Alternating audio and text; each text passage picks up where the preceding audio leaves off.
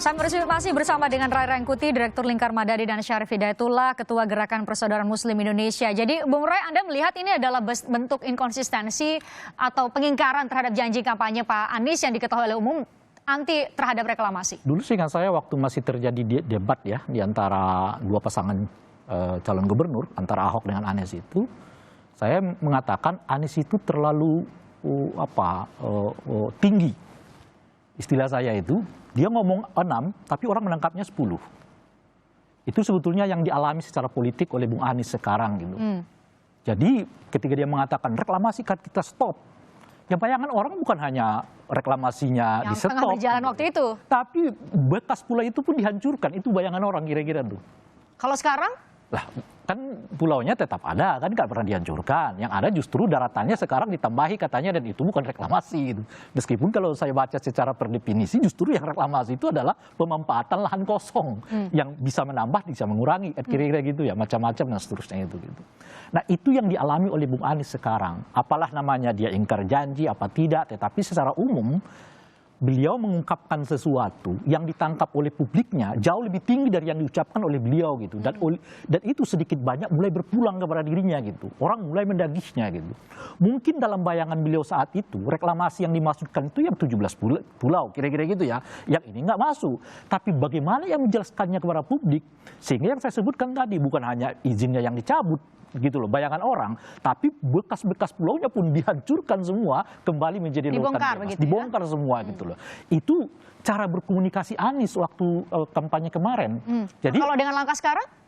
Itu yang digugat orang sekarang, kira-kira gitu. Meskipun berkali-kali beliau mengungkapkan dengan dalih apa namanya ya, bahasa yang berubah-ubah, istilah yang berubah-ubah. Bung Ray sendiri melihatnya apa? Nah, itu yang terjadi memang. Kalau saya kan memang saya di awal nggak setuju reklamasi kan. Oleh karena itu saya juga gugat beliau, kenapa ini dilakukan kan.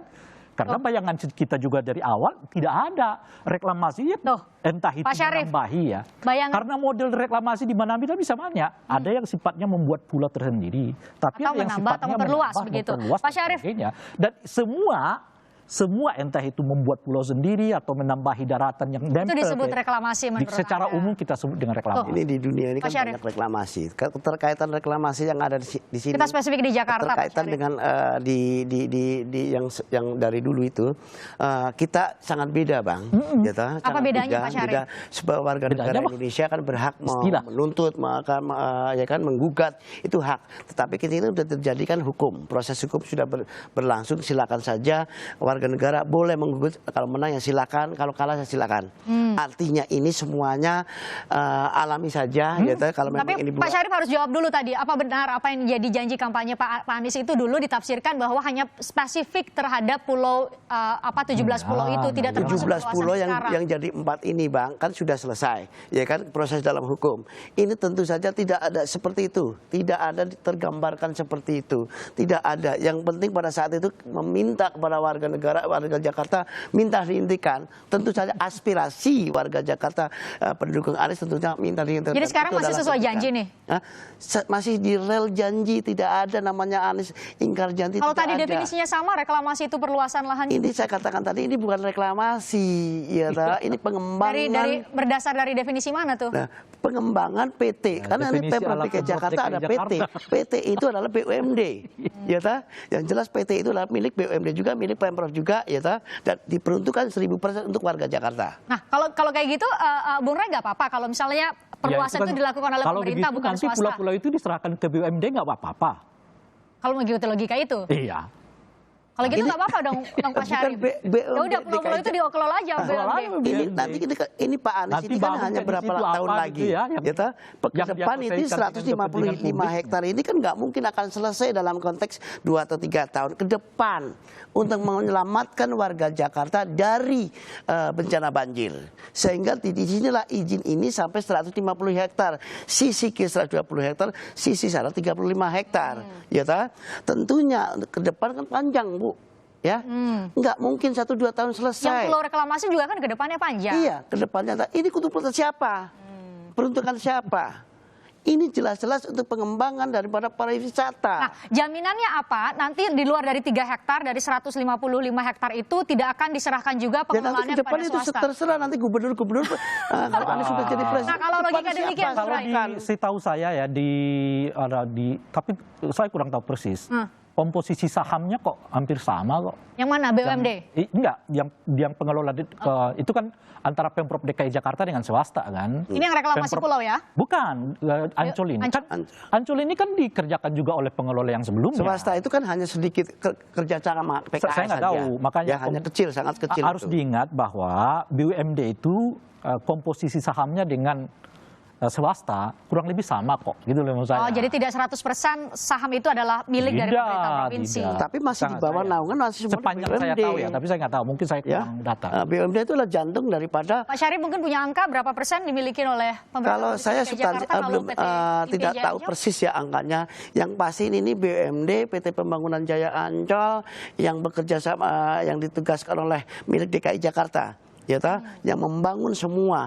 Kalau di reklamasi kan kita hanya dapat fasum aja, ya fasum dan fasum yang di sana. Tapi kalau di Jakarta yang pulau, kalau di Jakarta di Ancol ini sangat besar dan manfaatnya sangat besar.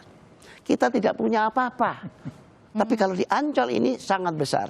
Ya, sangat besar, artinya bisa di cross check secara angkanya kan dulu setiap tahun sebetulnya berubah. Ya di zamannya seingat saya Pak Jokowi itu 2012 dan kemudian dilanjutkan oleh zamannya Ahok 2019, idenya itu adalah ide menggratiskan Ancol pada publik, gitu loh, dan itulah yang nggak terrealisasi gitu. Pada 2012 itu dicanangkan oleh Pak Jokowi gitu, 2015 kembali dikembangkan oleh Pak Ahok gitu, meskipun hanya untuk 2 hari seingat saya, Sabtu atau Minggu gitu. Tapi Ancol itu karena dianggap adalah milik publik, dia memang harus gratis untuk publik gitu. Kalau sekarang dikelola? Itu makanya kalau Anda mau sebut sebetulnya yang kalau masalah gratis publik, ya. gitu loh, dulu idenya itu Ancol itu digratiskan, gitu loh kira-kira. Nah sekarang, itu yang sampai ada warga DKI Jakarta yang sempat menggugat kenapa masuk Ancol itu harus berbayar. Dan gugatan itu kemudian didukung oleh wakil gubernur, dalam hal ini adalah Pak Ahok masih pada saat itu ya, sekitar tahun 2012 gitu. Saya kira kalau kita sebut dengan apa yang disebut dengan kepentingan publik, ide menggratiskan Ancol itu jauh lebih dahsyat kan. Dan itu sesuai dengan pengertian demi kepentingan publik. Satu, karena tanahnya kan tanah milik Pemprov DKI kan.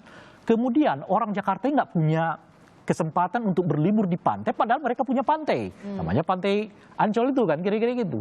Dasar-dasar itulah dulu yang mengatakan, salah satunya yang tentu saja adalah, ini Ancol harus dikembalikan ke rakyat dong. Rakyat ya harus bisa masuk ke Ancol itu tanpa harus bayar, kan mereka datang ke tempat yang memang dimiliki oleh Pak Syarif.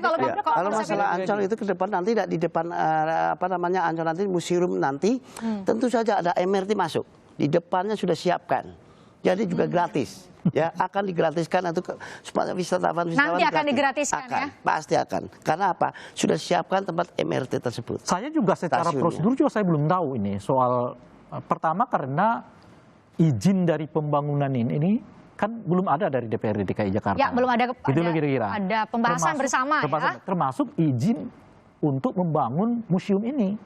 Kan kita belum tahu administrasinya nih. Izinnya seperti apa? Yang anggarannya dari mana? Apakah anggaran pihak lain, pihak swasta atau Pemprov DKI Jakarta? Kalau Pemprov DKI Jakarta anggarannya dari mana kira-kira? Kan kira-kira. Hal-hal itu sudah dipikirkan Pak Syarif?